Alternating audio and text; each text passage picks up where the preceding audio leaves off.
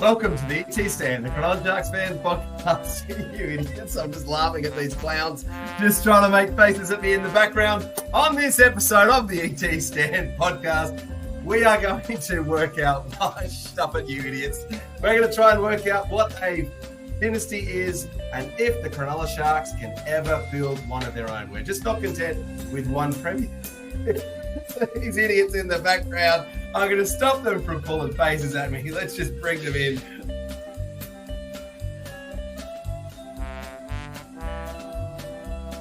That is Boldo's Tears. Chris Kelly, who would you move? Where do we start? I'm glad Boldo didn't grow up in Egypt times because that's a terrible looking pyramid. It would have fallen over and collapsed by now. And given that he just Googled the squad and put Matt Ikevalu in the bottom and he hasn't been there since half of last year, a pyramid would have fallen. He's still on the page. The pyramid would have fallen over. You would have been missing a foundation piece and it's fallen over. Oh, Maloney is still... Away goes! Away goes James Maloney! They're kicking him home, the Sharks fans! Maloney is there! Healy! It's Healy! And gone! On his departure day! Mitch Healy gets a try! The crowd have gone absolutely bereft! In amongst all of that, Lat's had an awesome story about how awesome this Finau guy was, and then Boldo concludes it with like, yeah, Finucane, how good is he? And everyone goes, I don't even know who Finau is.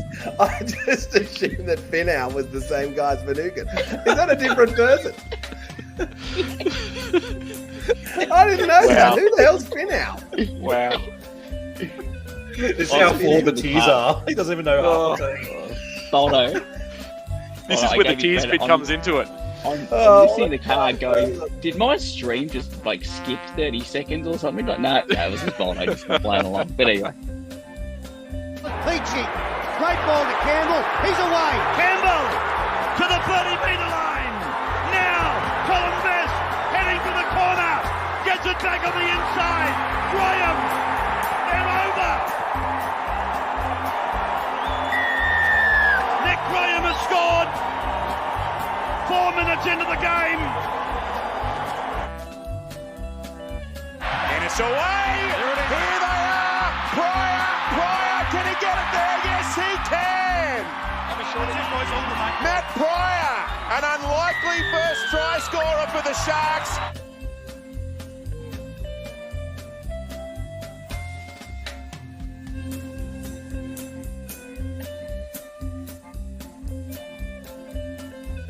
Interesting enough that the North Bears are getting that desperate.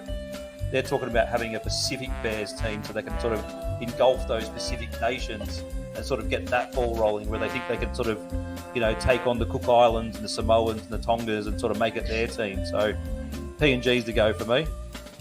I'm pretty convinced after that. All right, Franco, what do you got? Mate, can I rebuttal that, or am I giving a different answer? Go for it. Enough arguments on this podcast. Come on, you're going to throw out cans, and they're going to play out of cans. Ever. That is the dumbest idea ever.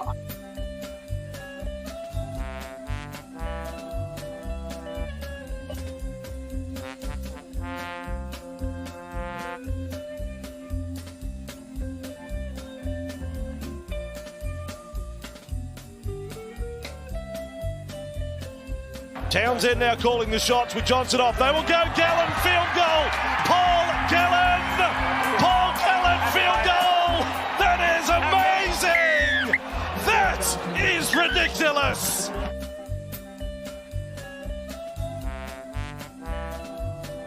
Away. It's back to Smith. Smith gets it away to Cronk.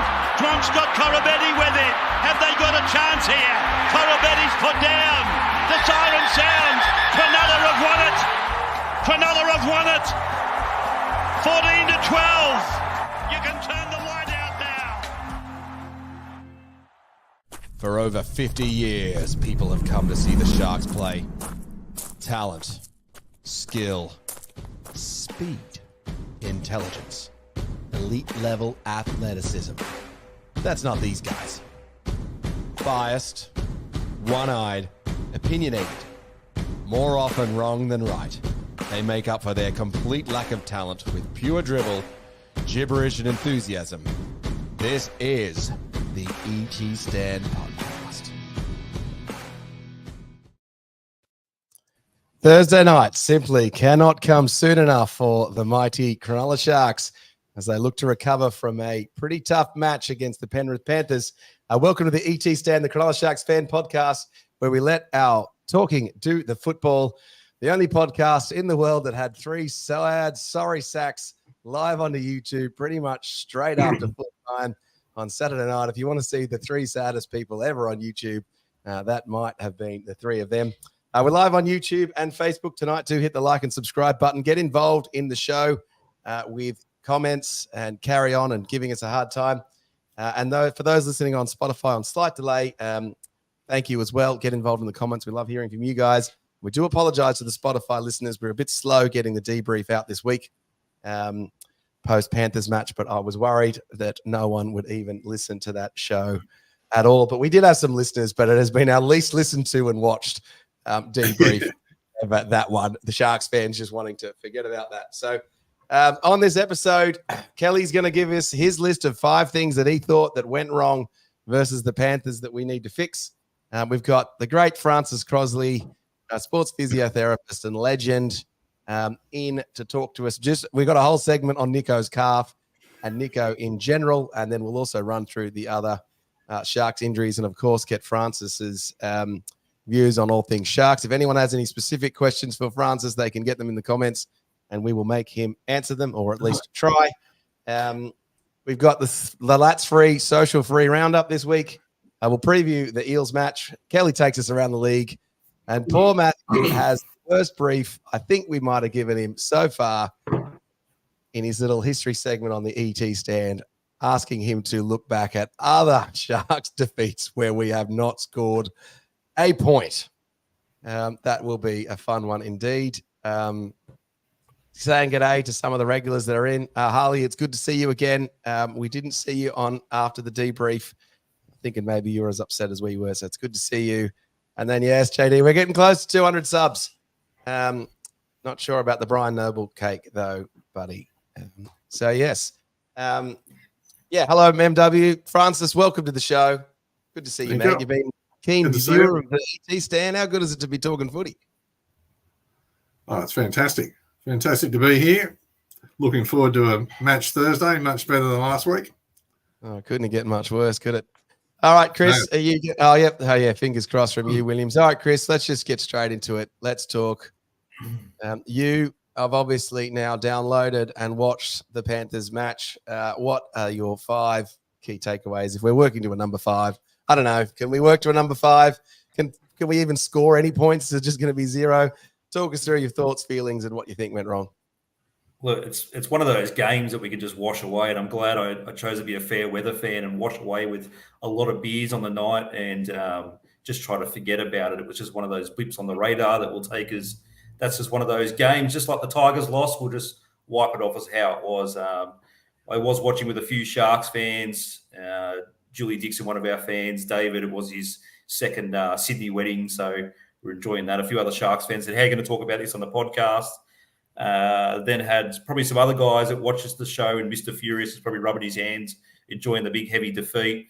And Chris Glass was one of our other fans who's a doggy supporter, probably enjoyed it as well after their win. So, look, the 5 points I put it down to is probably, let's go with the occasion for one. You know, Indigenous round, big occasion, full house, come off the back of some massive wins against the Storm and the Roosters were red-hot favourites going against a clearly-less Panthers team. So, I'm assuming that we'll just put it down as the occasion. Big Saturday night at Shark Park, full house.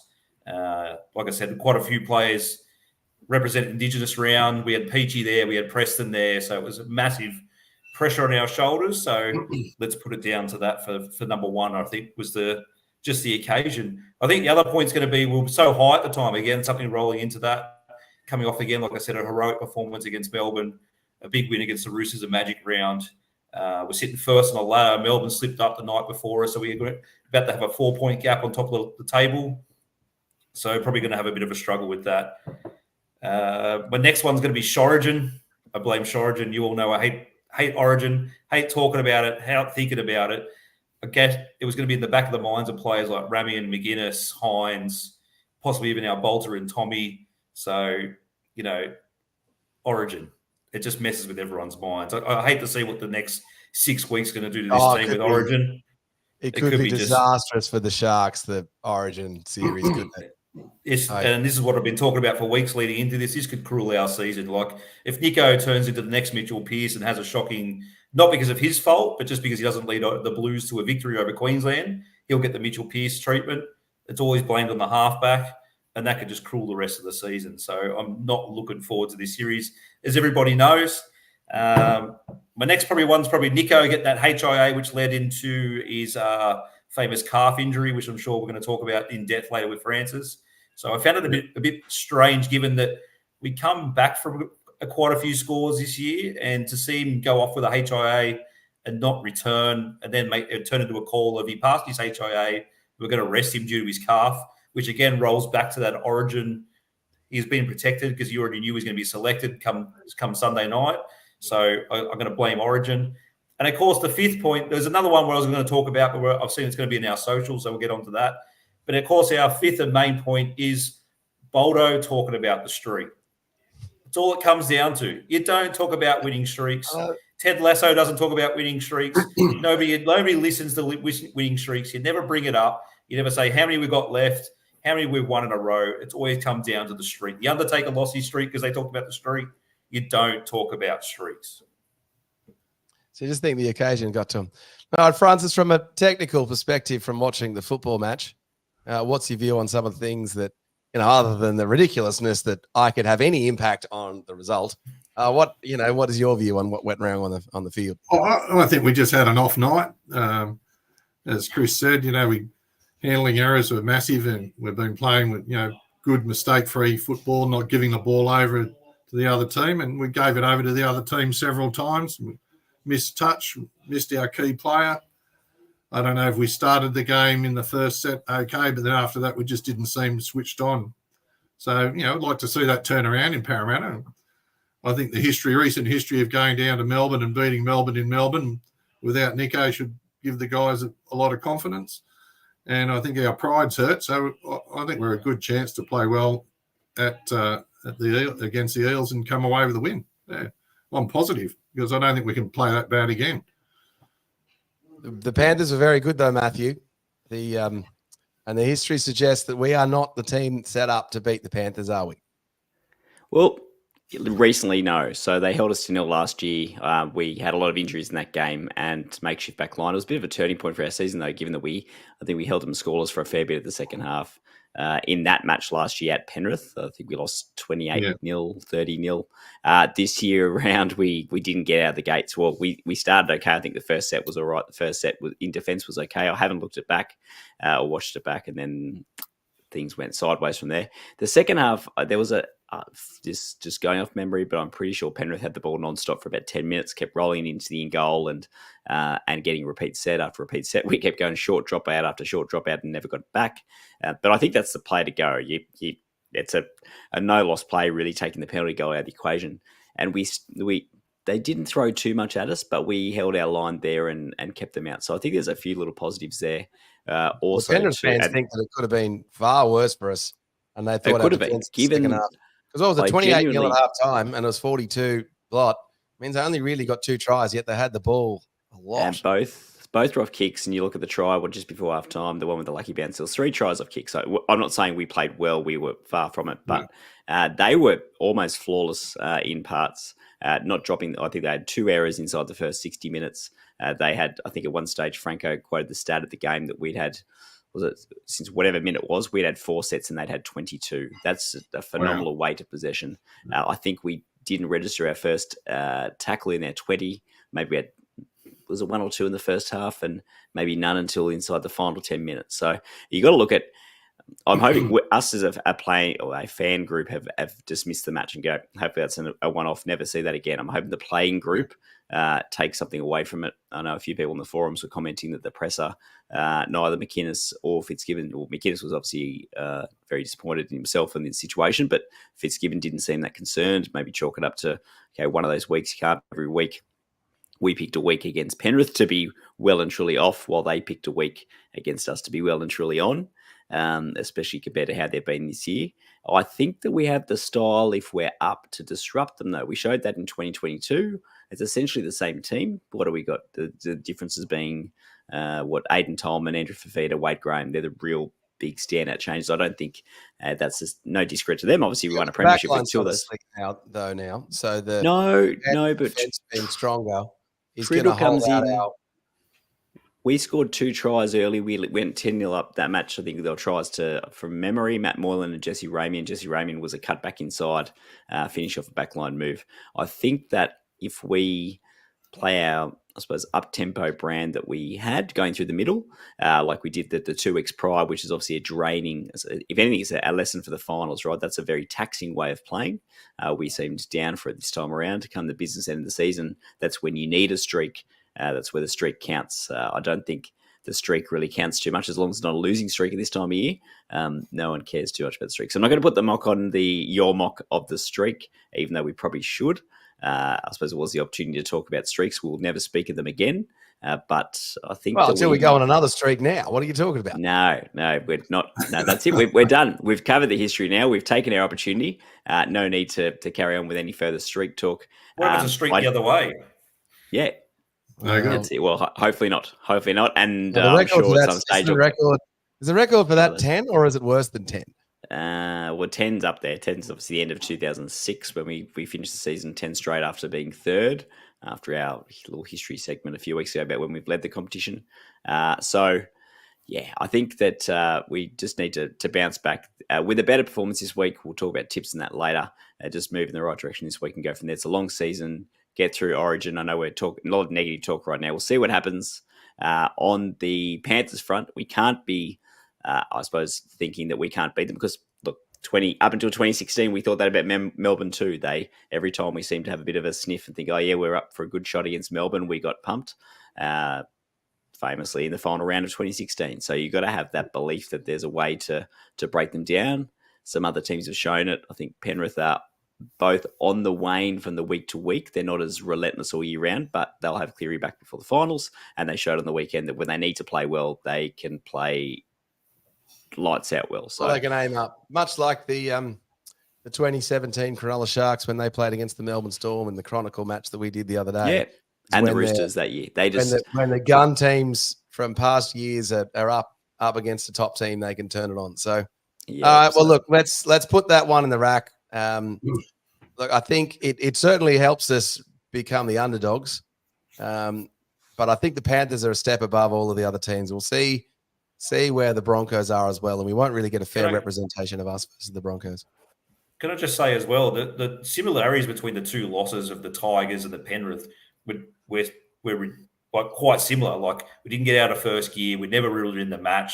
The handling errors were just bizarre because you look back the week before against the Roosters, we were perfect in the second half, not one handling error.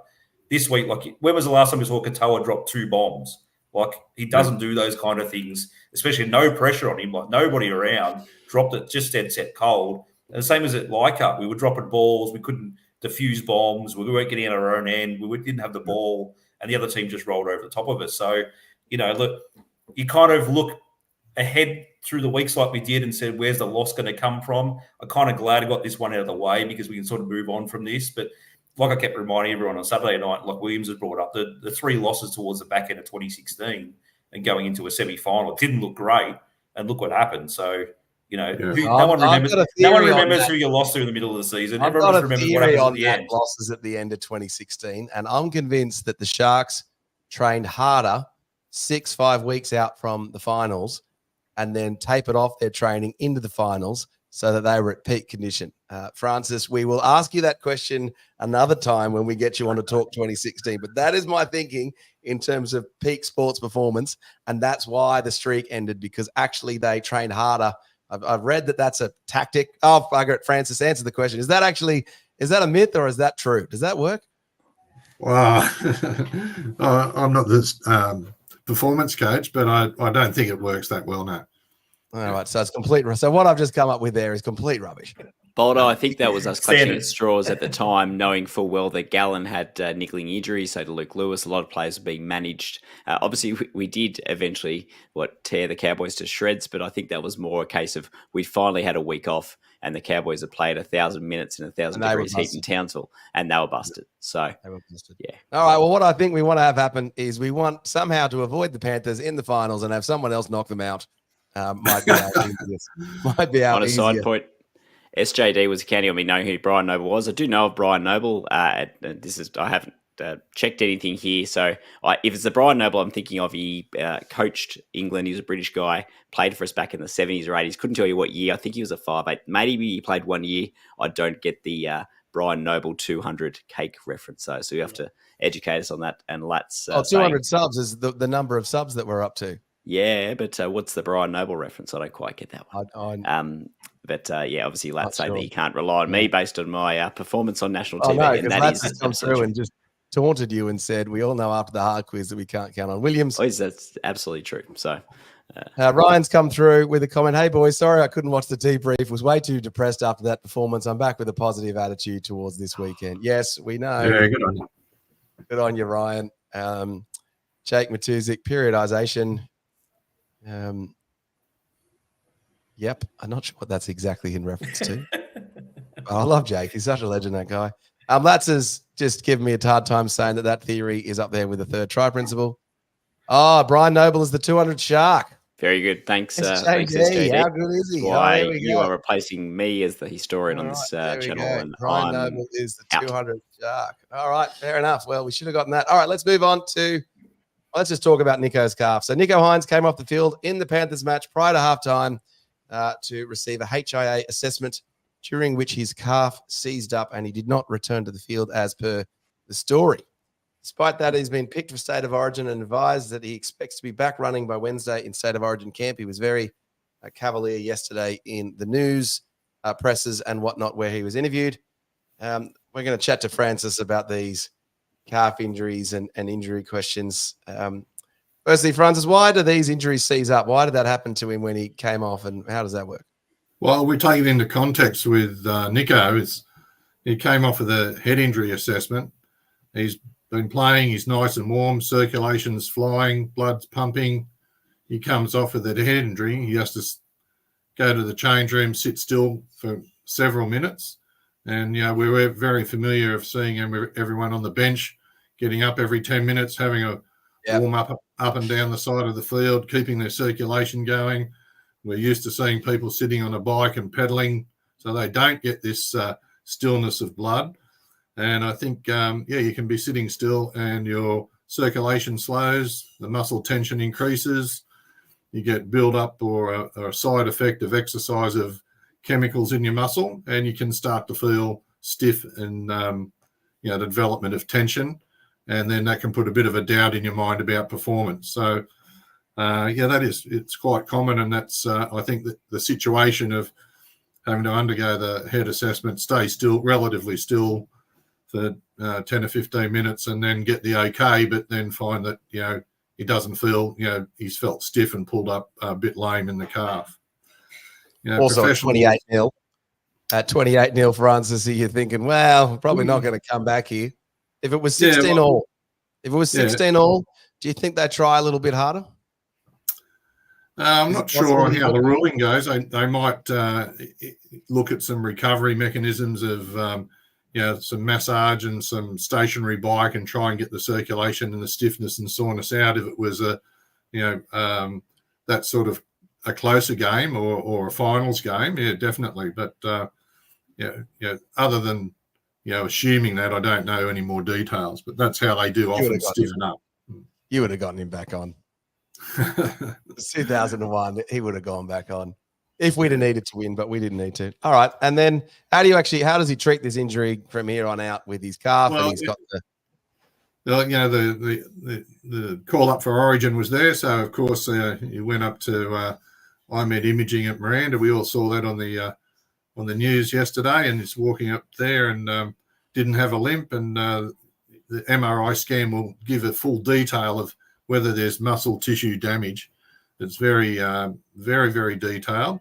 And don't fear, if there was a tissue tear, a calf tear, he would be ruled out because there's no way he'd get through training, let alone the games. So the side effect is similar to if we train very hard or have a heavy session running in the sand or a heavy session in the gym, you can feel quite sore the next day in your muscles. And that's the normal recovery mechanism of muscles releasing, again, chemicals around the muscles and making them sore. So, the focus of managing Nicho over the next week will be on recovery. He might have, ice and heat therapy.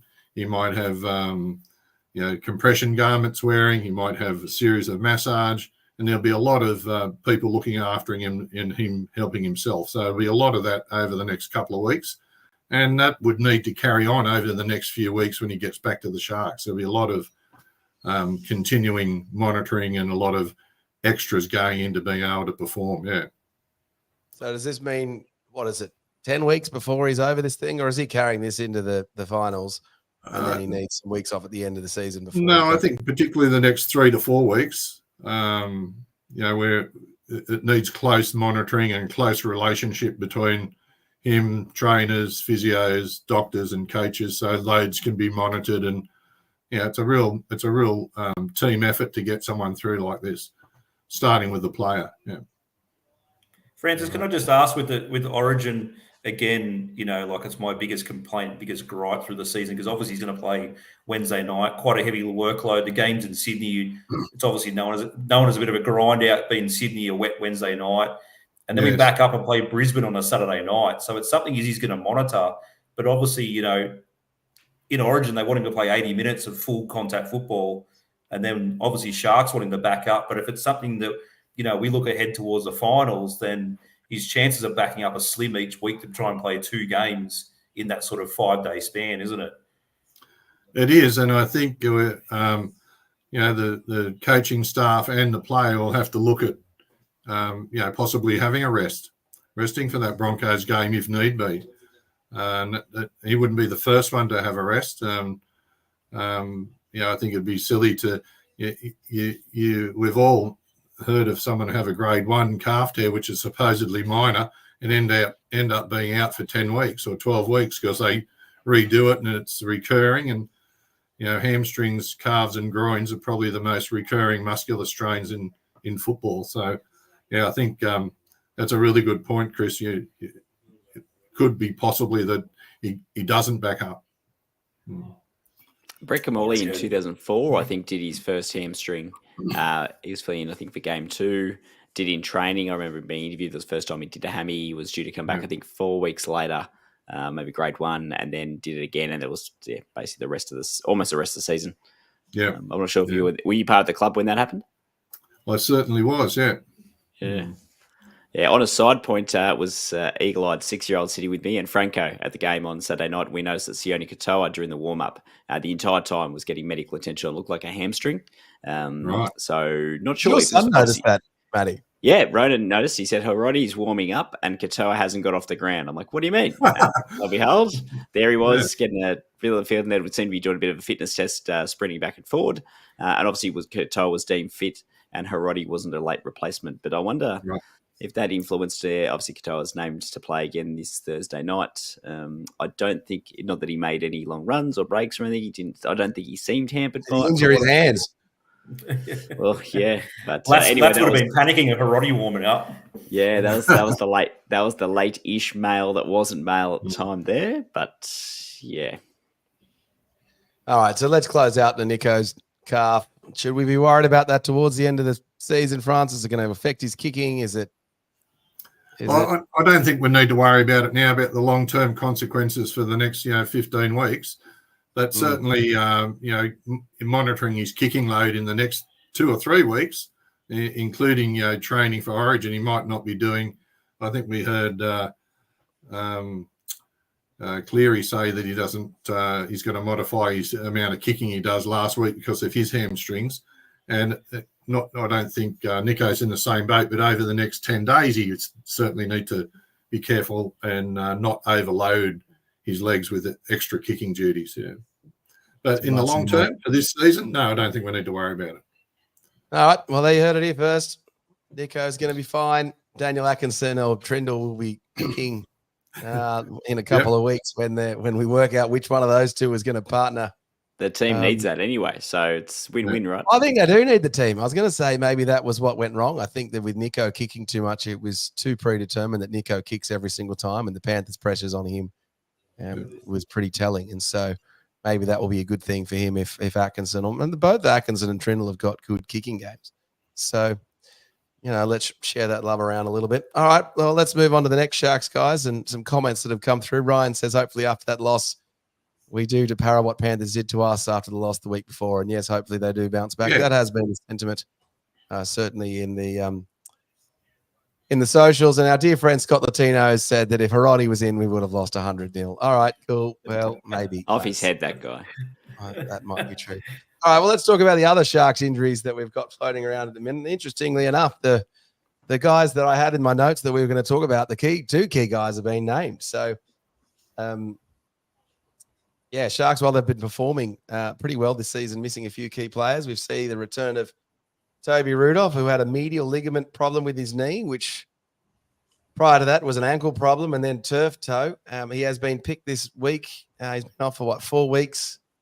Is that about right for a medial ligament, Francis? And do these things all related? Is he getting medial ligament problems because of these other things? Or the 3 injuries, a turf toe is when you big toe on your foot gets jammed up towards the ceiling with a lot of pressure, and it tends to tear the tissues underneath the toe, the tendons and ligaments of the big toe joint where it joins your foot.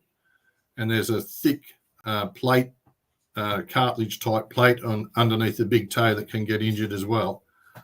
So they're usually a traumatic injury, just unlucky. The turf toe comes from being named because it's very common, more common in synthetic turf than grass, but it still happens a lot in our football. I think earlier in the season he had a low-grade syndesmosis injury. We talked about that. Yep. And that's another twisting traumatic injury. Commonly comes from the hip drop type action, which is very topical at the moment.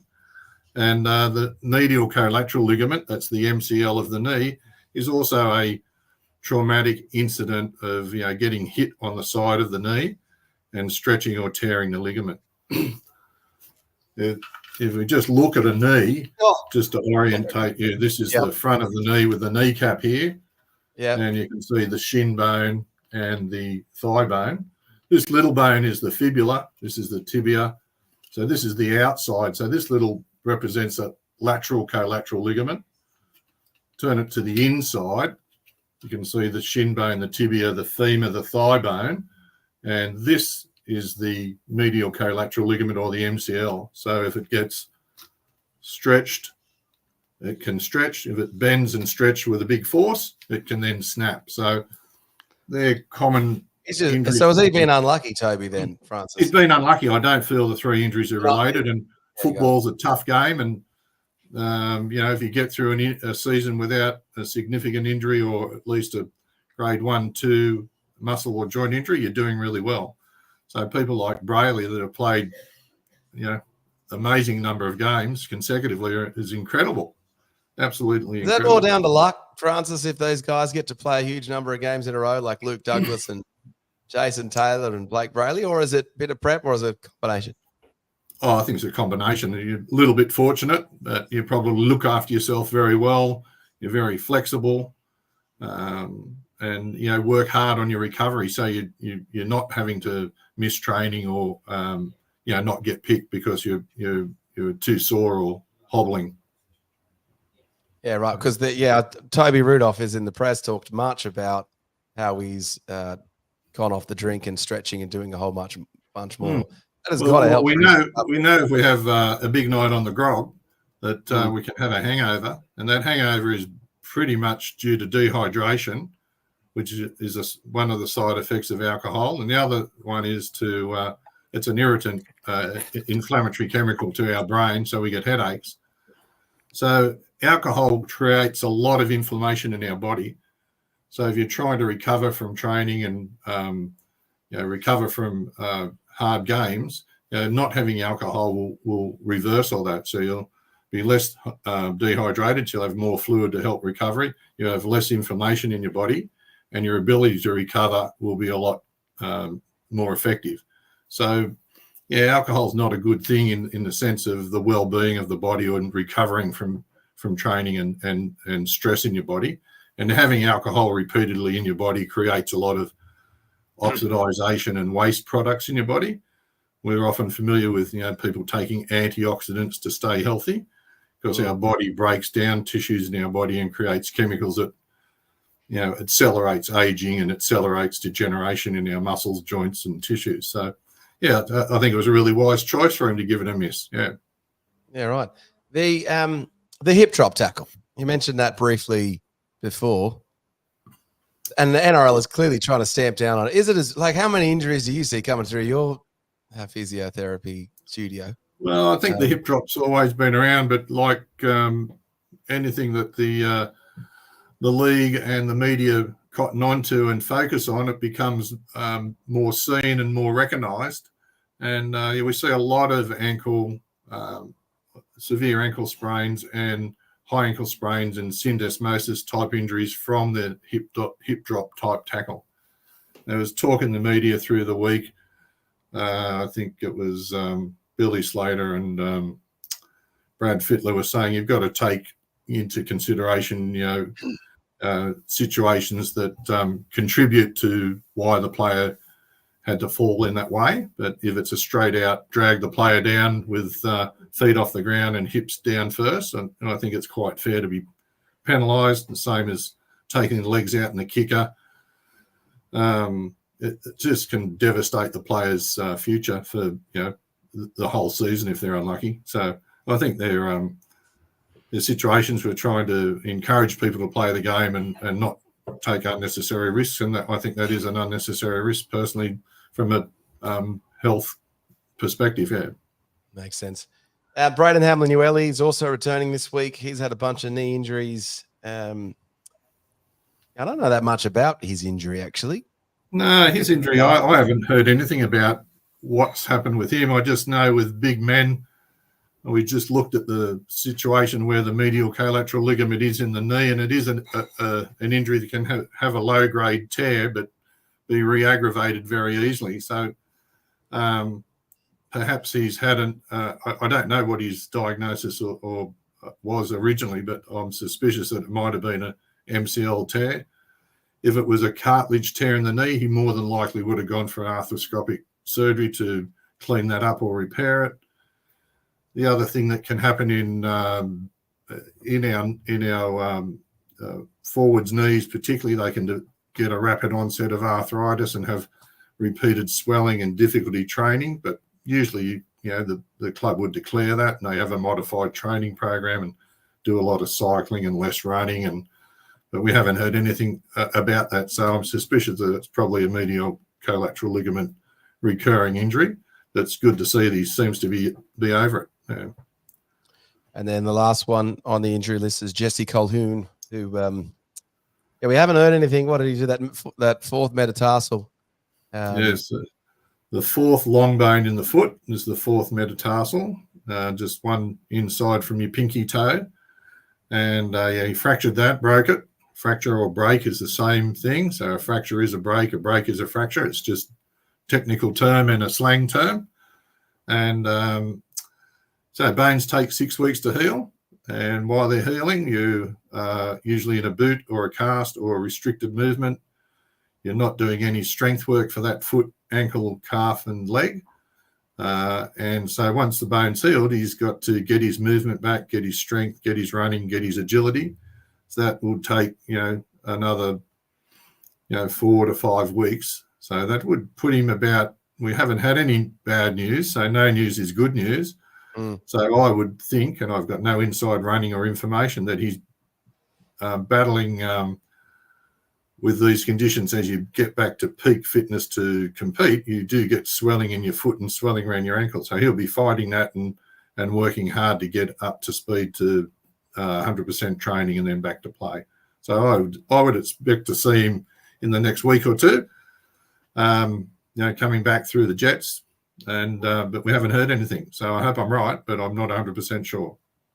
How good is this? Just Francis' view on these injuries. It's such a brilliant update for us to have. We're so lucky to have you on. So thanks for all this. And look, we obviously, as Francis said, we don't have the inside running, and Francis isn't actually treating these players. So it is purely speculation, but it is a more learned and educated, clearly view than any of us could make. It certainly gives us good insight.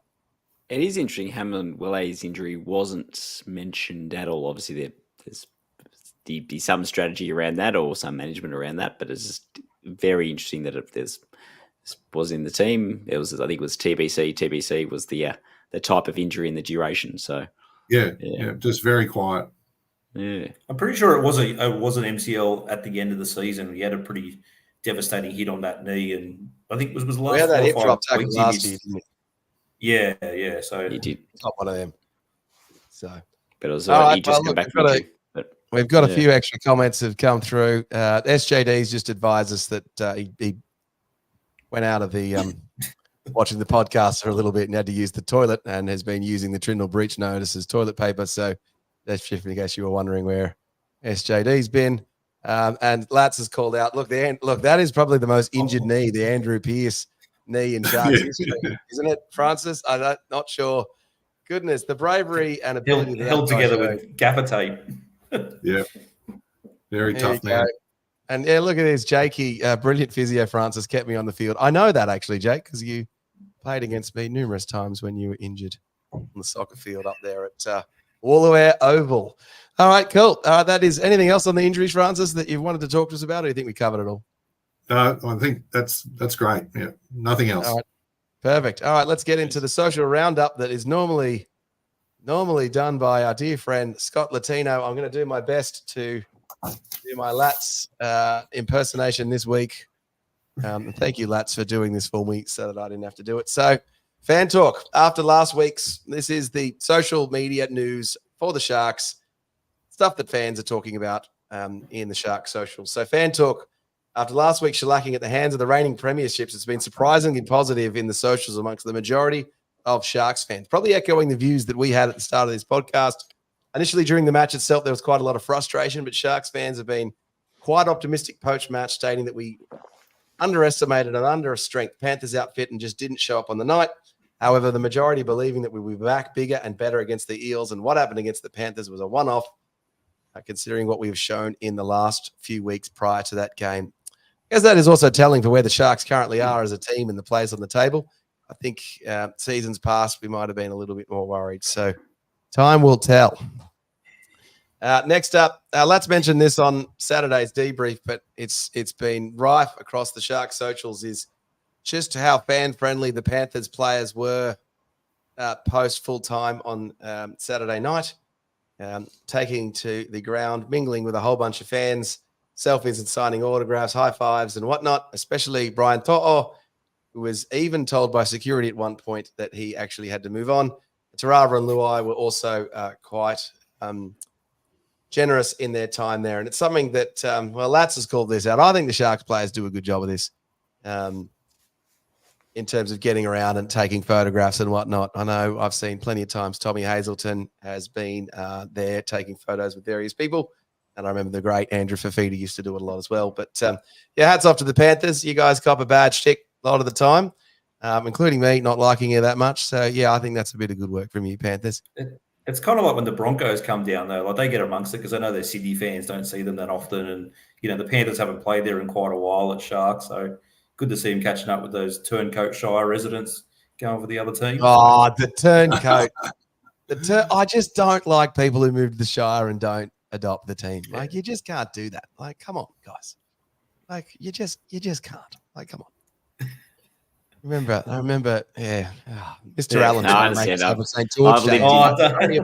lived in many other places. I've lived in many other places, and I obviously maintain my Sharks support. And I'm not jumping on the insert team name here. You can't have two teams or jump between teams.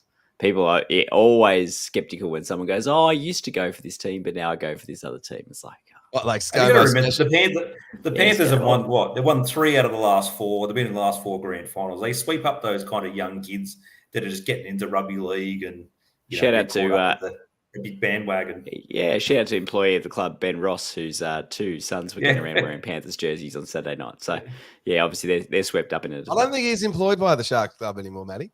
Oh, really? Well, there you go. That probably explains it. Otherwise, well, he used to be so big on the merchandise, Ben Ross, too. I remember him talking to me about one of these. This one's like the best one ever. It's going to sell out. And I don't know how much that sold. All right, on to the next. Indigenous round. Well, look, this is just the best because during last week's Indigenous round preparations, the Sharks hosted Indigenous club legend Preston Campbell at a training session during the week. And then at the match, they had another Indigenous great, David Peachy, at the game. Peach was putting up bombs for those poor people at halftime, catching the balls. It's just great to see those two legends around, the Peach and the Mini Peach. I tell you what, the Peach, they both are looking pretty fit, those characters. Goodness me. How good is the Peach? Like I said it on the debrief. Imagine being that person in life when you go somewhere, that many people just think you're like a legend. That would just be just amazing. So it's great seeing those guys around. On to the next. Back. Yeah, always welcome. We should try and get Peach on this podcast at some point, actually.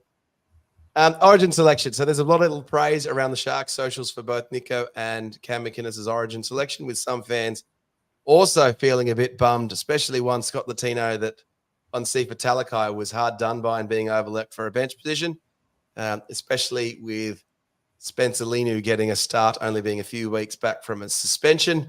Some believe that Sifa Talakai should have been in the team. I think that's interesting because there's been a lot of chat in the press just today about Billy Slater's choice of naming an outside back in the Queensland team. And I heard some terrific statistics and analysis named that teams that have an injury to an outside back that don't carry one on the bench only win the match 16% of the time. And 4 of the last 5 origins have seen an injury to a player in the outside backs. So I think it is the correct move to name an outside back on the bench, which I guess is a little bit frustrating. And time will tell if Michael Maguire has made a mistake on that one. On to the next. The Newtown Jets are absolutely flying high. Pardon the pun. Bagging their 4th consecutive win over the weekend. Williams, if you can do up a streak analysis on the Newtown Jets for us for next week's show, that will be great. Defeating the Panthers 44-6 with Chris Vaiela scoring a hat-trick. Sam Stone, Street tagging a double. Max Bradbury, Liam Ison, and Sam Healy crossing the line. Hopefully I didn't get any of those names wrong. Panthers were playing to jump to the top of the table with a win. However, the heavy loss saw them slump to 3rd, with the Jets now sitting in 5th. Sounds like they're doing pretty well. And then lastly, I saw this one was a bit of fun, that the Sharks have apparently never won a match on the 25th of May, with 3 of those fixtures coming against the Panthers. Well, that's a bit of a mock there, isn't it? And all right. 4. Yeah, it's now 4 of them. All right, that was one match on the 25th of December. So that was the social stats. I tell you what, he does that social roundup, those notes pretty well, doesn't he, Lats? I don't do them justice when I do it when he's not around. So thank you for those social notes. We will see Scott Latino live on the debrief post Thursday night. So if you want to be notified of when the debrief goes live, do hit that like and subscribe, the subscribe button, so that you get notified of that, of future videos. All right, well, let's get into it. It is Thursday night. The Sharks take on the Parramatta Eels at, what is it? What is that stadium called now? Is it CommBank or Bankwest? CommBank. Was Bankwest, now CommBank. Yeah, I thought Bankwest was a good name for that. Yeah, so the Sharks travel to Parramatta Stadium. Well, that's right. I've even got that in my notes, whatever it's called now.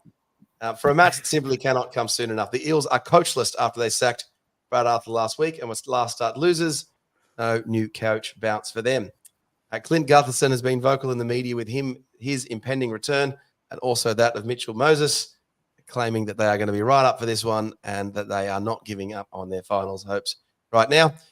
I have actually not decided who I'm going to tip yet because I'm on the fence. So I'm going to use my host privilege to listen to the rundowns from my dear friends on this panel, and anyone in the comments, if you would like to make me lean one way or the other on what you think I should tip. Some people like it when I don't tip the Sharks. Then we can certainly do that.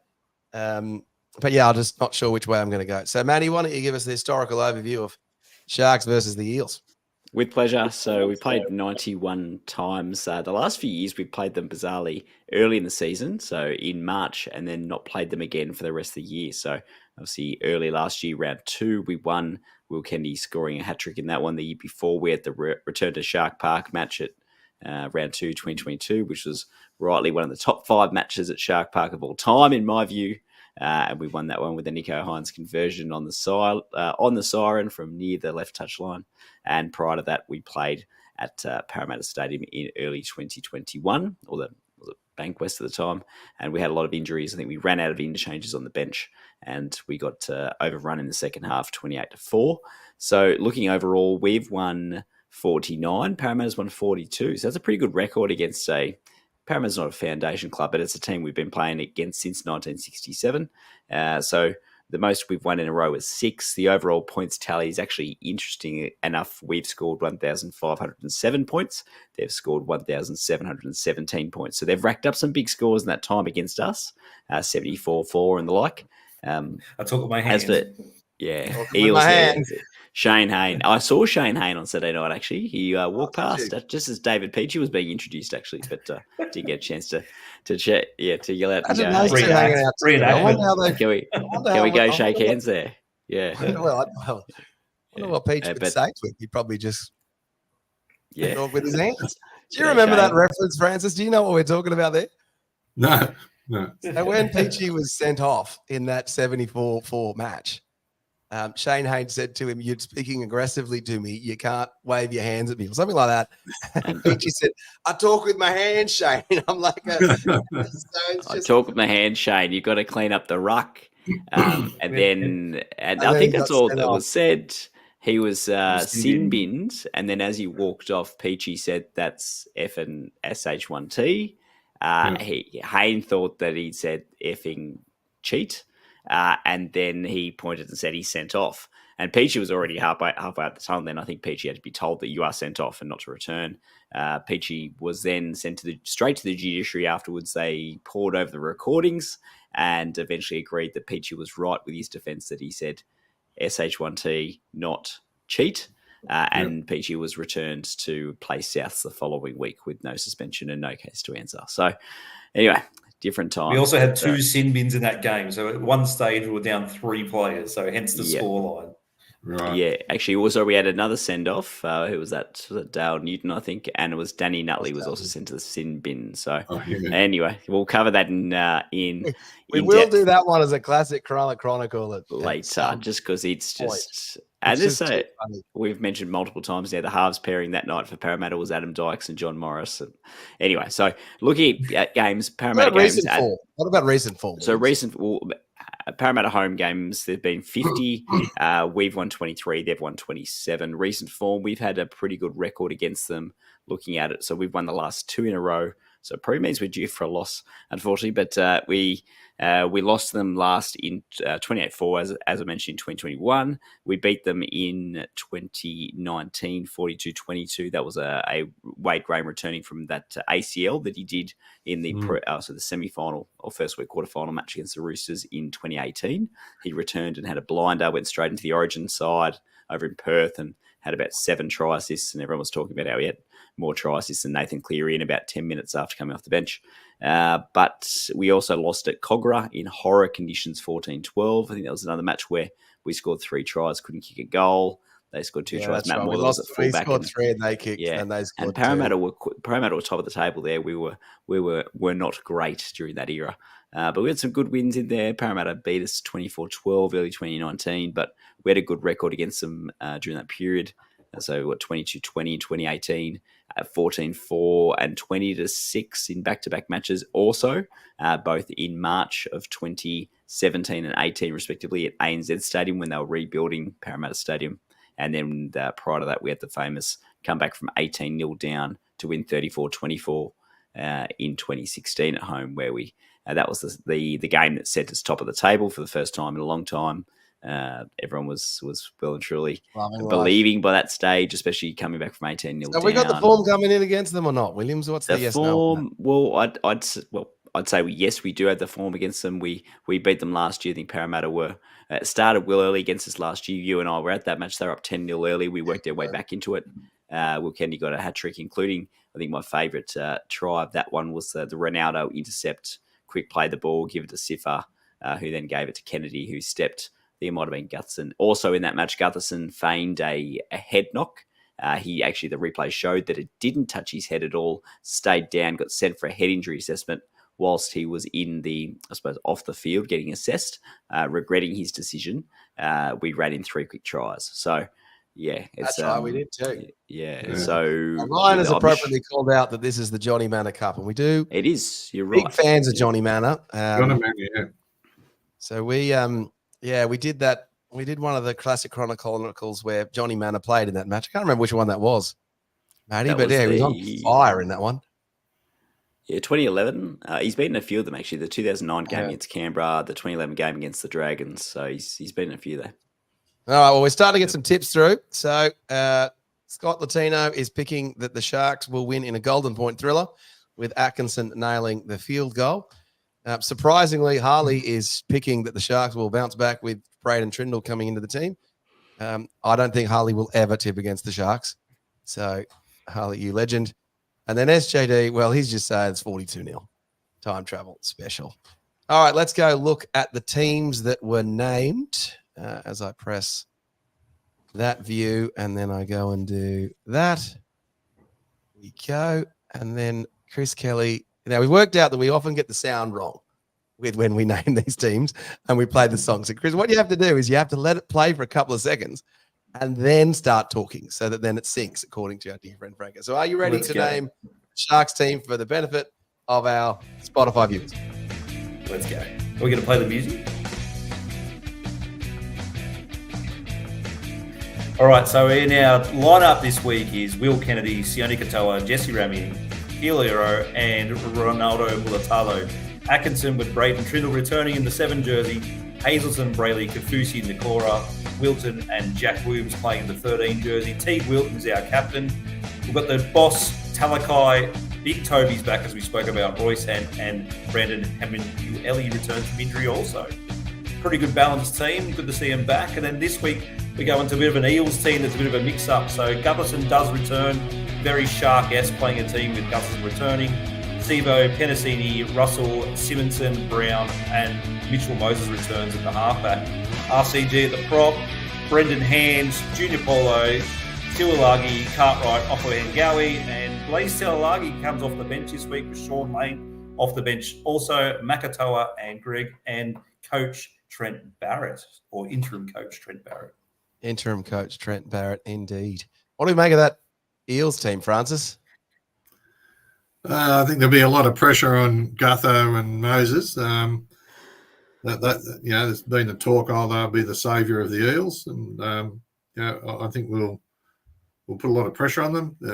There's no Hopgood, so that'll be interesting. I've got a lot of time for him. I think he's a brilliant player, and so I think they got it all in front of them, and we've got to lift to our normal level and above. As one of the comments were, we do to them what Penrith did to us after our loss. Well, hopefully for them, Trent Barrett can find time to stop celebrating that time where he beat the Sharks when he was coaching the Bulldogs, and he was so excited to get his first win as a coach. Bryce Cartwright scares me a little bit. He's an enigmatic kind of hot and cold player who can create a bit. Chris is shaking his head. Bryce Cartwright's any good? No, like I said, very dynamic. He throws the ball, loves a little offload, a lot of mistakes coming out. It's quite interesting they dropped Joey Lussick from 9. Brendan Hands comes back in.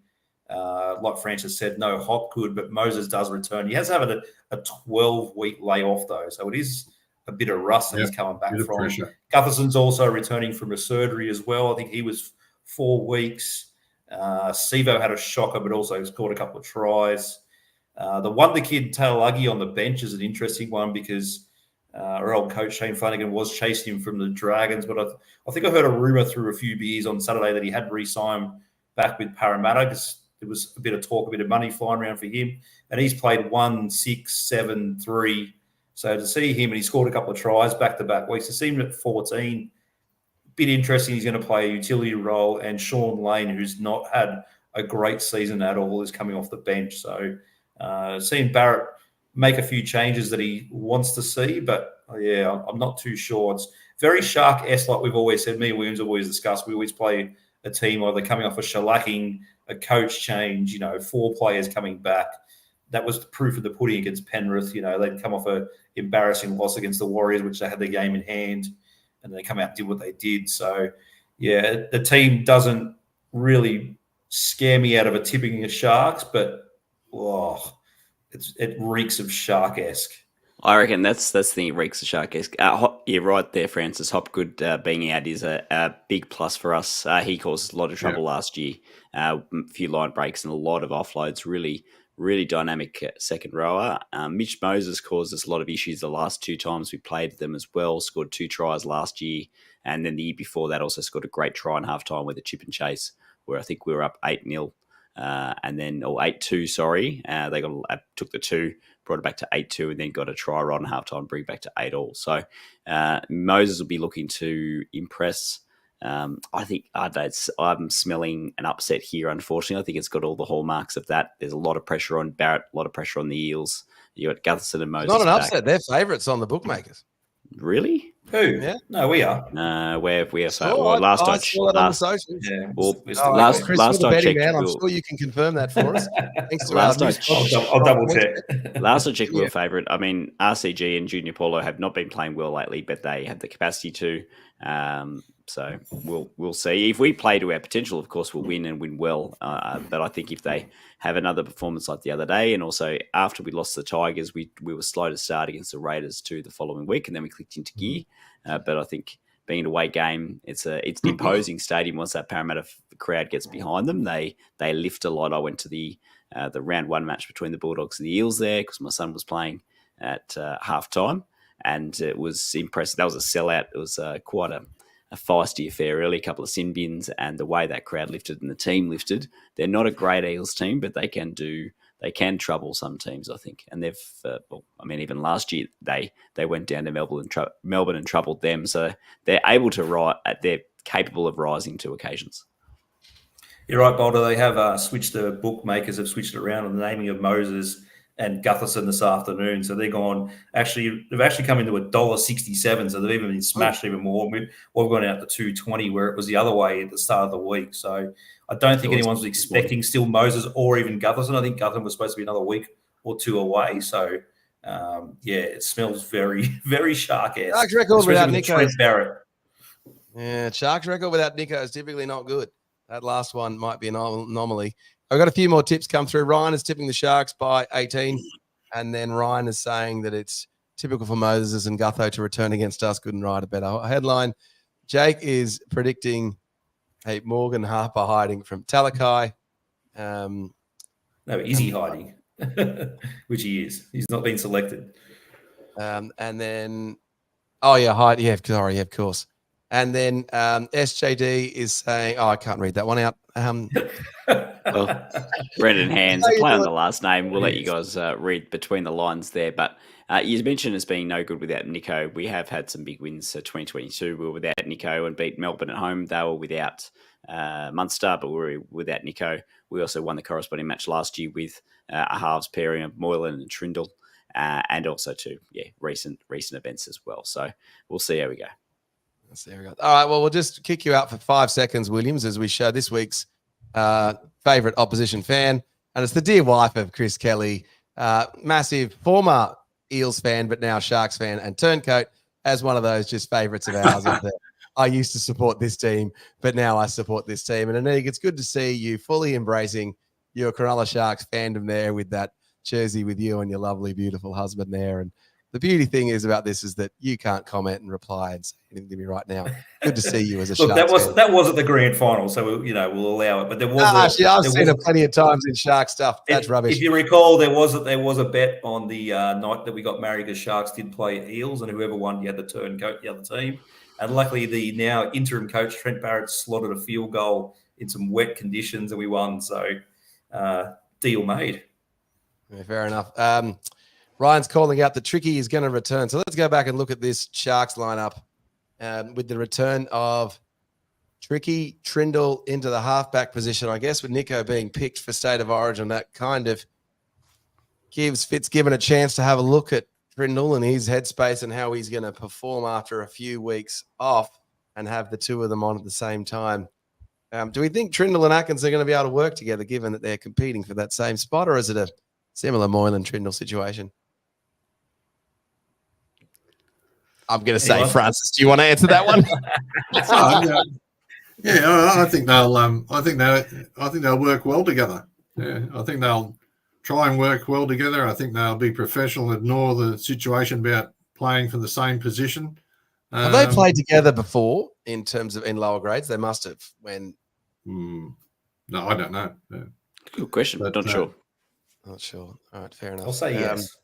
I'll go with now, the other interesting thing, of course, is that Teague Wilton becomes the XX number captain for the Cronulla Sharks. And I know Williams is going to ask me what number. 59th. 59th. Oh, I was going to give you the answer. You asked me to prep it. Anyway, so yeah, 59th captain. Interesting choice. There was talk, would he Blake Brayley? I'm not sure. I think, was it even Ronaldo? There was talk of Ronaldo having captained the team.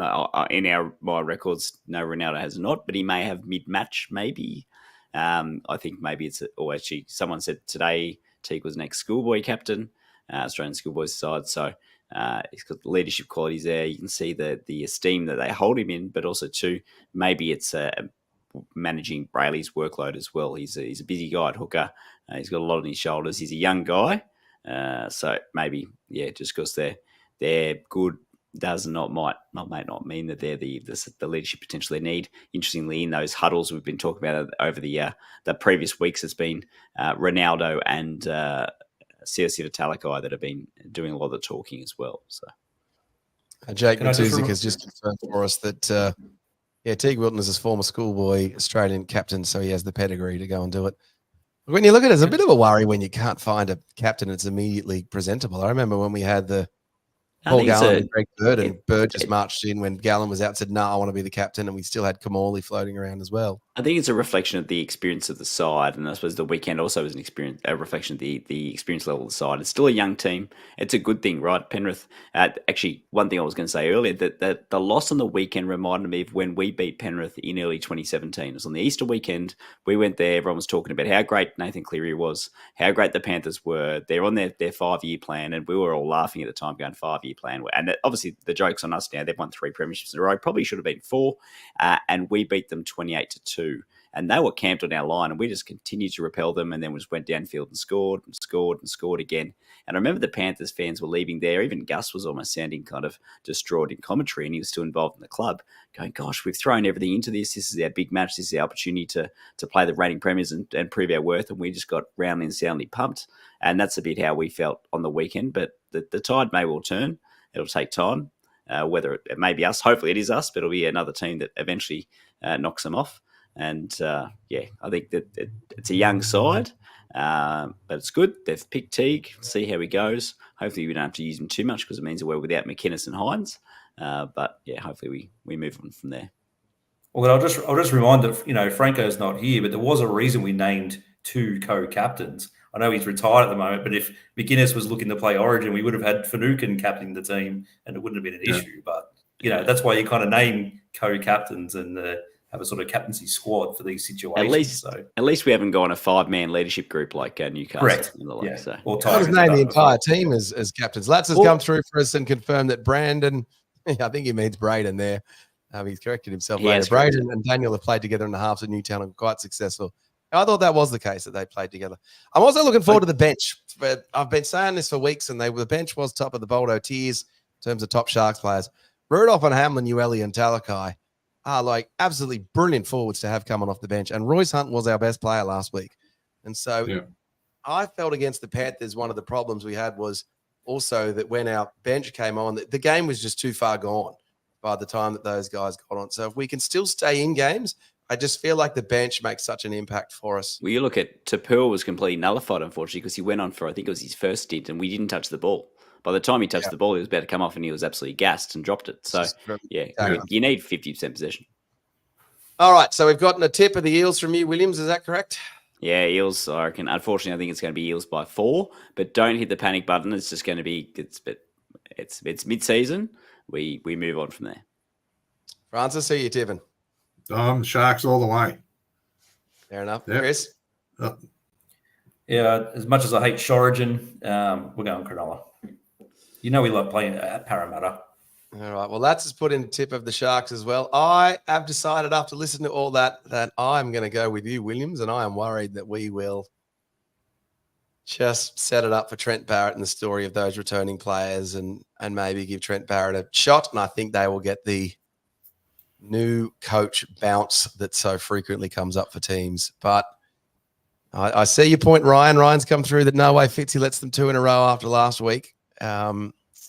So Ryan is also tipping the Sharks and Harley is also tipping the Sharks. So the good news is when the Sharks win is that I will cop an appropriate amount of shtick and will no longer be the leader of the ET Stand tipping competition, which will be a good thing because I can't be right all the time. All righty, let's move on to the next segment, shall we? Which is the league roundup with you, Mr. Kelly. Beautiful. Look, how good's my look. We're starting to get advanced. How good was the transition? Can we just talk about how good that went? Better, yeah. All right, let's get into it. You've got held to 0 down the bottom there. I'm not sure what's going on there. Yes, I'll just change the background. There we go. Hey, well, obviously, Lat's had it in the socials, but congrats to our 2 guys, Cam McGuinness and Nicho Hines, being selected in Origin this week for New South Wales. Thank God we don't have any Queenslanders being selected, so Boldo can't switch teams again. So it was the 2 obvious choices coming out of our team. There was obviously talk around possibly Rami and the boss Talakai to cover those positions, and a Smokey and Hazelton, but they were our 2 guys selected. They also came out with the teams. I don't know why in Origin New South Wales named their team at 6:30 on a Sunday night, so they selected their team, and Queensland pumped out theirs at lunchtime the following day. Queensland like to present their team at lunchtime and have them walk out and do like, here's number 1 and here's number 2. Yeah, that's correct. Because you know why? Queensland get Origin, so it's so that was the Origin team at halftime of Monday Night Football. That's how Wade Graham found out he was going to make his debut in 2016, and then the poor guy did a high shot on Thurston, got a week ban. So they should have done the Lottie Takiri TBA. Should have Lottie Takiri TBA. Yeah, Origin. Still one of the great selections. All right. So that was obviously the teams that were named this week, with a couple of question marks around, obviously, Teddy Tedesco being dropped as captain and also fullback being replaced by Dylan Edwards. I reckon that's a mistake. I reckon so do I. But apparently it was his blinder against us at Shark Park that weighed Madge McGuire to pick Dylan Edwards, and he was in attendance. There was a bit of a shot saying he was sitting in the grandstand with the main light sitting in his eyes, but, let's go with that. The other controversial one that no one's really sort of spoken about is Suoliti lining up in the centres because he's off the rugby for the next 3 years, but obviously his backfield play has got him a spot. The other one is Spencer Leniu, and Matt Burton is the talk of the town at the moment, being 18th man again, so he's not going to be released to play on Friday night for the Bulldogs. It's happened to him 3 times previously where he can't go and play for the Bulldogs, yet he may not even play a minute of Origin. So I did hear on the show tonight they were talking about why wouldn't you put Matt Burton into that 17 to cover those spots. So that might happen, but we'll see. So strange selections. Queensland looks strong as usual with quite a few Cowboys represented, the same sort of pack they carried the last couple of years.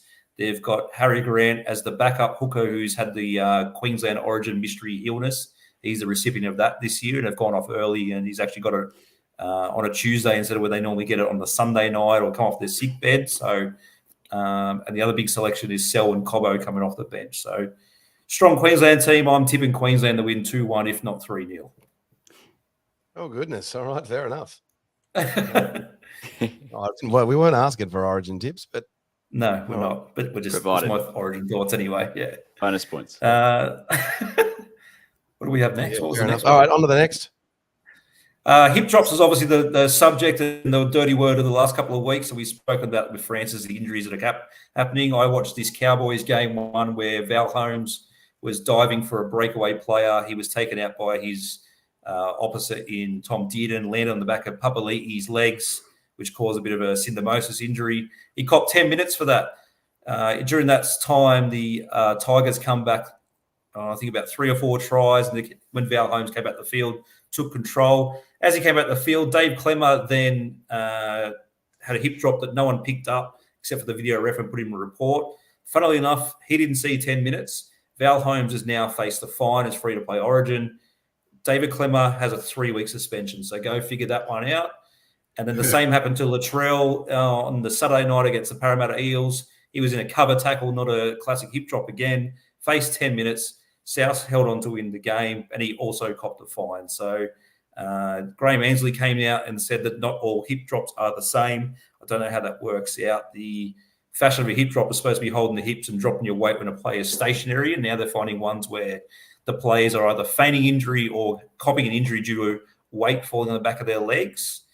But most of these were in covering tackles. So we're going through a bit of a crackdown quite bizarrely, but no one can work out the consistency in this. It's like I said, Val Holmes, 10 minutes fine. David Clemmer, no 10 minutes, 3-week suspension. Very bizarre. So these are the filthy ones. Talk around the Parramatta. Yeah, I thought I'd set these guys up with this one. So obviously they're still trying to find, the media's still trying to find a replacement for Brad Arthur. There's obviously been an 11-year job held by Brad Arthur. So Trent Barrett's the interim coach.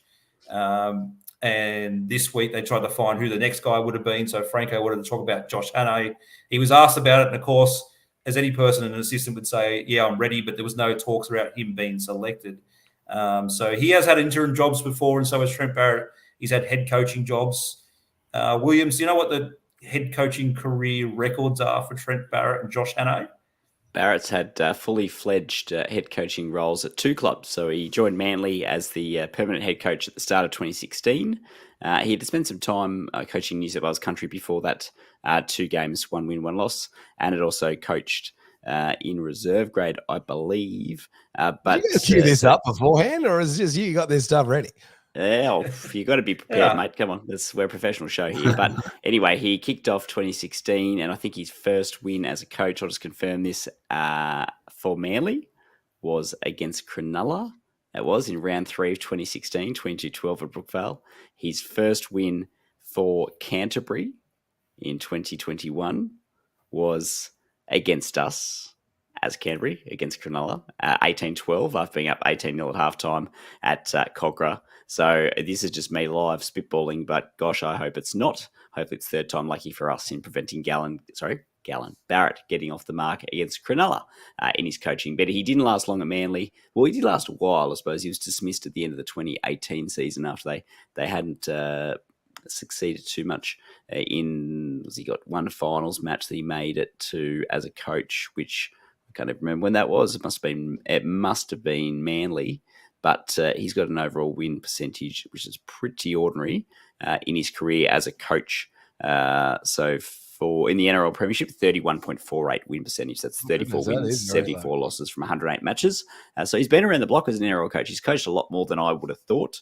Whilst Josh Hannay, looking at that, I'll just get him up. Mr. Guy near Gorillas himself, as called out. I was looking for that, Jake. I was looking for the photo. I did try and find a Guy Gorillas picture of him. He's also had a couple of interim jobs himself.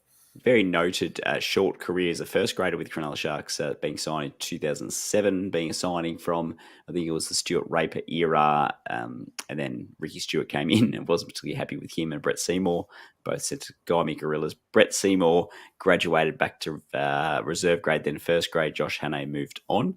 But yes, Josh Hannay, he stepped in 2020 when I can't remember who the Cowboys coach was. It was dismissed at the time, but he coached 10 matches that year, 2 wins, 8 losses.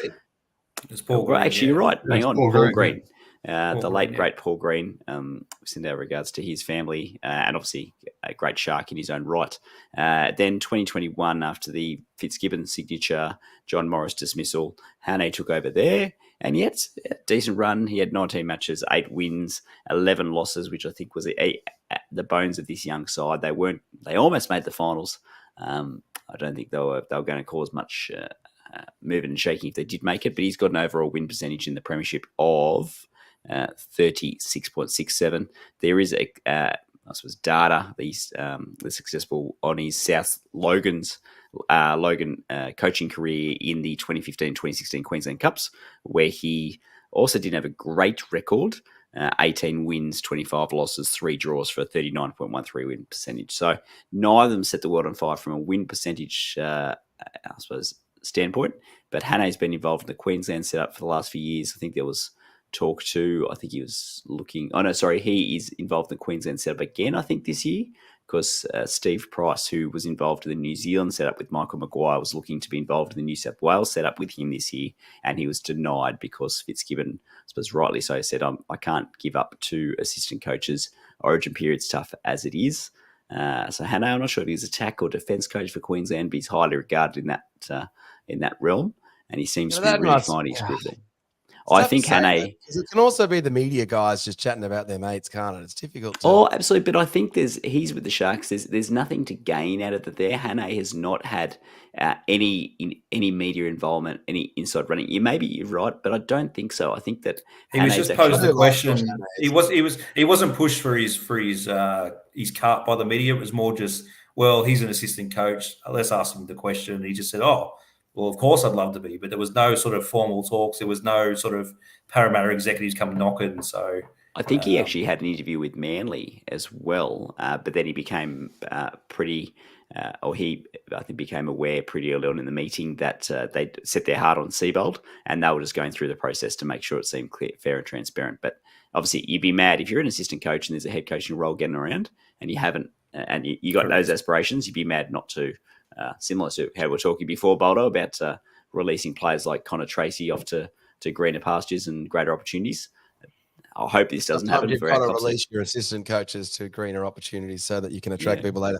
Did you know that Josh Hane should hold the record for the youngest NRL player ever, but was blocked and was not allowed to play at the age of 16 for the Cowboys back when they tried to first get into play? Wow. Which is a record I think he would still hold, but he's not got that. In terms of the comments, look, Scott Latino's come through.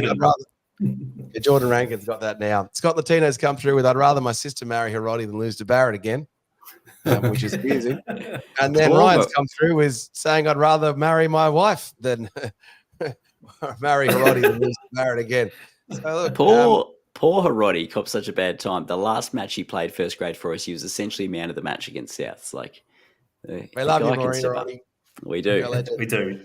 It's unreasonable. All right. So the biggest news of all involving the Sharks is, of course, the brand new one, Golden Bay Agent opening on Friday. They had a soft opening on Friday, and into Saturday they had a successful night over the course of the Sharks game, because why would you turn around and watch a 42-0 drubbing when you can enjoy a succulent Chinese meal? So they have opened up at the opposite end, so you can see from the view there, you get quite a nice view. They have fitted out 250 seats in the restaurant. Was that not where the bar was supposed to be for part of the league? Yeah, what is going on? The plans have changed. Let's just see how it all unfolds. But look, this is the previous owner. If you remember when the King One sort of defunct under murky waters, and we had Shah Key was open. So this is Michael, the previous owner of that restaurant. So he's obviously been in that space before. So look, boys, we now get an entree per person after matches these days, so we can go back there afterwards and maybe have a little debrief, maybe have a live debrief from the Golden Bay Asian. So we'll see if we can get a little start in there. Nice little round table. So fantastic. Francis, you remember the King One? Francis, you remember the King One? A bunch of meals at the King One. Beautiful. Sadly, I had my 18th and 21st at the King One. The duck at the King One was so good. You know, Lass is more of wasabi beef. So, yeah, right. I'll tell you what, there's a lot of love coming through from Hiroti. Here, Ryan's called out that match against South. Hiroti had a blinder. And SJD said that he'd marry Hiroti with no magician attached. All right. I think that is the around the league done for you, Chris Kelly, isn't it? It sure is. All right. So let's jump into the next segment, which is the last segment of the show. Look, it was a tough week for the Sharks, 42-0 drubbing, and then I've made it an even tougher week for our dear historian, Mr. Matthew. In our last segment of the show, he is going to take us on a history lesson where we recall other Sharks to nil. I guess we called it victories, but it should actually say defeats, but, you know, never mind. All right, Sharks to nil, results, outcomes. Let's just get to that. All right, this one. You probably stole it straight off a few weeks ago when we beat Canberra 40-0. You're like, oh, let's look at the best wins to nil. Anyway, so first season we go through all these. I use that template And I've stuffed that up, Williams. Yeah, so gosh, you're critiquing my slides and you can't even get it right yourself. But anyway, this is not a great topic. And being a first season, we're looking back at all these like wins to nil, losses to nil. In future years, we're not going to be going down this terrible, horrible histories tour again. But in so actually from the top, in our history, we've only lost to nil 29 times. That's less than I thought there would be in total. I'm not sure. I had to do a bit of data diving and manipulating on Rugby League Project to make sure the stats were correct. But by my calculation, 29 times. Unfortunately, the first time it happened was in our first year. It was at Sutherland in round 16 of 1967 to the Western Suburbs Magpies. We lost 26-0 back in the days of the 3-point try.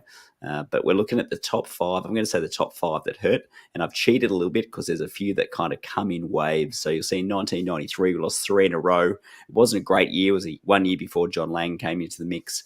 Had some good young players coming through, but hadn't quite transitioned from the Alan Fitzgibbon or post-Jack Gibson, Alan Fitzgibbon, through the Arthur Beetson era into the rampaging, freewheeling 90s team that John Lang oversaw.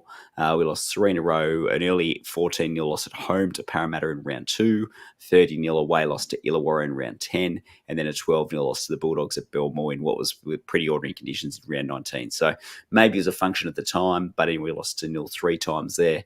Moving on to the next one. This one, unfortunately, involves the opposition and the venue. Well, I think it was a little bit origin affected or injury affected. We had a few late withdrawals. We were without Jason Stevens, Matt Rogers, and a few others. Big. What's going on? We lost the slides. Here we are. We're back in. Look, I did an update, Matty. Oh, there you go. Updated the heading. Look at that. All right, okay. Keep going. Sorry. Anyway, perfection. So round 17, 1999 was a Friday night match. I think it might have been a bit rainy. It was big, billed as a blockbuster. It was 1v2. Us and Parramatta were competition leaders, and 2 early tries to clinch. Shivovsky had them up 10-0. David Peachy made basically a length of field break and was pulled down a blade of grass short. And then our forwards were bashed, similar to the weekend. Parramatta just stormed all over us. It was a good Parramatta team, and they ran out 22 points to 0 victors there. So hopefully not an omen for this weekend. Surely we can get some points at least, touch wood, and not have to relive that again. Next slide, 2014. Again, this is a bunch of matches that came in a row here or in a group. So early on round 4, we had a pretty ordinary start to the season as it was. The Alex McKinnon horror tackle and injury and I suppose paralysis occurred, and they had the rise for Alex Round. And this sounds terrible here, but we were wheeled out as basically the lambs to the slaughter at Energy Australia or Hunter Stadium, or whatever it was known as at the time, and the Knights won 30 points to 0 there. So moving right along, we had a couple of wins to kind of get the season maybe looking back on track. A good win over the Warriors at home, a good win over the Panthers, and the Panthers were going well. We're like, is this team going all right? And we actually looked okay. 2 quick tries midway through the second half against the Tigers. And we're like, here we go, we might just win. Conceded a few late, lost the Tigers. And then that was, what date was that? The 17th of May. We wouldn't score another point until we played Brisbane in Brisbane on the 27th of June. So what's that? About 5 to 6 weeks later. It was during Origin period, so we played 3 matches and we had 2 buys in there too over a 5-week period, but we lost. So round 11, we lost 18-0 at home to South. That was John Morris's last game.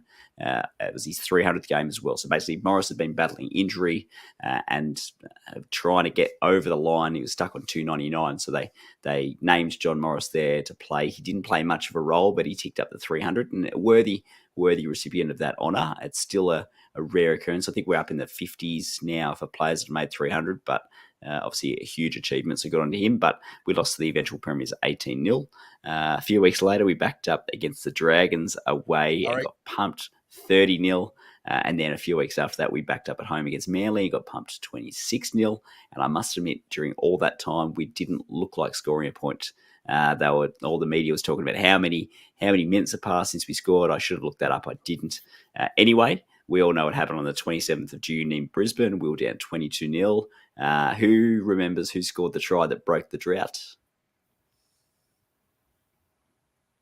Franco would be killing you guys right now. Jacob Gagan on the right wing. Okay. Jacob Gagan on the right wing scored. Was it Ray Hadley? everyone's not favourite commentator. All right on radio, terrible on TV, was commentating for Nine. He was kind of like, you go, you Sharkies. Good on you guys. You got a try back. Good on you. You got a consolation. And then we went on and won 30 points to 28. Michael Gordon kicked the winning field. Actually, no, sorry, that one was 24-22. The following week was 30 points to 28. But yeah, good on, thank you. SJD was right there with Gagan. So that was our 2014 period of not scoring. 2011, this one was, I remember this one distinctly, in that 2011 was in our trilogy of just mediocreness, terribleness. 2009 was horror. 2010 looked a little bit better. 2011, why we do won we do this to ourselves? I don't understand why. I don't know why I put this. I'm glad to put this segment in last. Well, you asked for it. I'm giving you the full fair enough. the full experience. But anyway, 2011, we won 4 matches mid-season. Then we lost the Dragons, who were the reigning premiers, so that was no shame there. Then we're playing Newcastle in a big, they call it in the Premier League, an old-fashioned 6-pointer. This was a 4-pointer. We win. We're in the top 8 for the first time since anyone could remember. Saturday night, Shark Park, big crowd in, everyone full of expectation, and we just stuttered and splurted our way to an 18-0 loss. I think Newcastle eventually did make the finals. We faded out and finished 14th or something like that. It did start to show a bit of a turning of the corner ahead of the 2012 season when we signed Todd Carney. He did make the finals again for the first time in a long while. But anyway, that was it was classic, Cronulla-fied, personified, that one, expectation, and then just terribleness. And then on to the first one. This is a 3-way tie. You guys can fill in the rest. All I need to say is 1996, 2008, and 2015. And if All you don't 0. know what that means, I'm sure you're a new Sharks fan. Go back and have a look at Play the video. YouTube Rugby League Project. You know what all those 3 matches have in common? You were there. I was there, all of them live. Yeah. I was not at 96. I at all of them. Yeah, I was watching. I'm sure you're talking about the streak too. Yeah. So no more chats about streaks. No more chats about 0.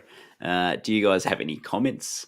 And Francis, do you remember any of these? Any of these most painful for you, mate? Or should we? No, nothing famous. I remember a shocking loss at against Manly at Brookvale in '94, and we lost 38-10. But we just played like we weren't even there. It was. I think I was crying in the stands that day. Yeah. Oh goodness. All Yeah. right. Well, I mean, we'll call it losses on that front, Williams. It's ending on a high point. I remember being at Townsville with you, and obviously we were distraught that evening, and the following day filmed a video where you basically said never believe. I remember we were surrounded by Cowboys fans, and they were just going, just get kind of sympathy, get 1 point for your team, get 1 point for your team. I'm like, I don't need your sympathy, go away, please. Good luck on your premiership quest. You're going to be team number 47 that's won before the Sharks have. Good on you guys. But in hindsight now, the journey, it's cliched, but to go up to Townsville, to lose 39-0 and back up, smash them in the prelim final the following year, exercise. It did make that game special, didn't it? The bad times make the good times that much better. This was a mid-season game. Yeah, we didn't concede 50. That's another benefit of the weekend, but right. I'm glad that we did lose 10-0 in that one in a masochistic kind of way. Because if we lost 39-2, it wouldn't have the same ring, would it? It wouldn't have. Well, look, we've copped a bit of stick from our buddies, Jakes, saying, can we never do that again? Well, hopefully we never lose that again. And Ryan has said it is too soon after last week to bring up other thumpings that we've had. You're telling me, Ryan. And Ryan's actually pretty on point here. And then called out that we should have done our best bounce back matches after being held to 0. Might have actually been a I didn't get a chance to prep this as much as I would have liked, but I wanted to have a look at, not that I'm saying we're going to win the premiership this year, but big losses that premiers have taken. Everyone talks about the 50-point threshold. You concede 50 points, you can't win a comp. So back in 2002, the Roosters didn't get held to 0, but they lost, I think it was 44-12 to the Melbourne Storm in Melbourne at the old Olympic Park. Ricky Stewart drew a line under that. That was late in the season too. They didn't lose another game that year. Obviously, timing's everything, but they said, no, this ends now. We didn't show up today. We're going to turn around. Same to 2001. Obviously, had the 8th immortal in their team, Andrew Johns. That's something. And they lost, I think, 42-0 to Parramatta at Parramatta midway through that season. We know how it turned around in the grand final there. So mid-season games, yes, you got to take stock into it. Yes, if you concede 50 points, it probably indicates that your defence isn't premiership worthy. But I think it'll come sometime in the next few years. A team's going to concede 50 and turn around and win the comp. Also, 2001, Sharks put 49 points on the eventual premiers Newcastle. So 49-30 in a high-scoring shootout there. I was hoping to look through further on to give us a bit of hope. I think that there's plenty of hope in this team yet. I think there is, and we'll just all right. Well, we'll say thanks for taking us through that. Thank you. Kind of fun history lesson, I guess. All right. Well, we're going to wrap up the ET stand there. Actually, Francis, thanks for coming along, mate. It was good having you. Thanks for having us. Very enjoyable. Thanks, Francis. Yeah, it's good fun. Good fun anytime you get to talk about the Sharks and all that sort of carry on. So, look, we've got a few of the last comments that we've had come through here. A couple of lovely, nice things. Ryan saying it's a great episode again. Thanks for the content. Yeah, Ryan, we do enjoy doing this stuff. We chat about it all the time, how much fun we're having doing this. So, if you've got any episodes, do let us know. SJD, best episode of the year. Is that because Franco's not on it, SJD? Is that what you're trying to say? If you can give us a quick answer, SJD, before this one comes out. I love you, Franco. Franco will be also back on the debrief on Thursday night. And then, yeah, Adam also came through with a nice compliment there saying, good stuff, fellas. Thanks for another good episode. That was the ET stand this week. If you're still watching, do hit the like and subscribe button because it helps us with the algorithm and informs other Sharks fans of all the fun stuff that we do. Do get involved in the comments if you would like us to talk about a subject or cover a past game, or you think that we're bullfeds or my opinions or Matty Williams' opinions are silly, then do let us know. If you've got any injury questions for Francis, then send them through. If you have an injury, then obviously go and see our good friend Francis at Southside Physio there on, see if I can get the number. It's definitely Baronier Bay Road, and the number is 100 and something, isn't it? 82. It's 82. 82 Baronier Bay Road there on the corner of Baronier Bay and Woolooware, pretty much. One house up. Pretty much, yeah. Other than that, yeah, brilliant. Physio Francis kept me on the field. Jake, he said that one again. All right, legends. We will see you. I'm going to jump in, Baldo, for 1 second and basically demonstrate how the fan interaction is making this fun, right? So, Classic Cronulla Chronicles, it's very niche, I know, talking for an hour about a random game with players that you probably don't care about anymore or don't even remember. It's very we love rugby the past league. players. It's so much fun looking and talking about the past players, man. We love I've just finished listening to goodness knows how long. I think it was a 7-year series on the Super League War by the Rugby League Digest. That's the stuff that I'm into. Anyway, this is a side point, but I had about 5 Parramatta away matches I was looking to cover. And then we had a comment. I think his name was Sports Music God, I think was the name of his, I suppose, comment on YouTube. Good on you, because you raised this game in 2010 that I'd completely forgotten about. And we managed to cover 2010. And cover so much more. So if you want a particular game covered, just put it in the comments and we'll see what we can do, because that's the whole point. The more niche, the better. Everyone knows about the 2001 finals game win over the Bulldogs. We covered that already, but if you're thinking of an old game at Belmore, an old game at ANZ Stadium in Brisbane, because we're playing the Broncos next week, something that sticks out. Obviously, it helps if we can get the footage online, but give us a shout and we'll see what we can do. So, how good's this last comment from SJD? I do miss Franco, not gonna lie. All right, well, that'll make him happy. And Ryan's come through. The past matches are important because they show how we got here. And you're certainly right. It's the journey that makes the premierships special. And it was the greatest day of all of our lives, 2016. So will 2024. Like I said last week, enjoy the wins while we can. Let's live and stay at the top of the table, because that's the kind of things that happen. All right, sounds good. We'll see you guys on Thursday night post the Eels match, and we'll talk to you guys soon. Up Cronulla. For over 50 years, people have come to see the Sharks play. Talent, skill, speed, intelligence, elite-level athleticism. That's not these guys. Biased, one-eyed, opinionated, more often wrong than right. They make up for their complete lack of talent with pure dribble, gibberish, and enthusiasm. This is the ET Stand Podcast.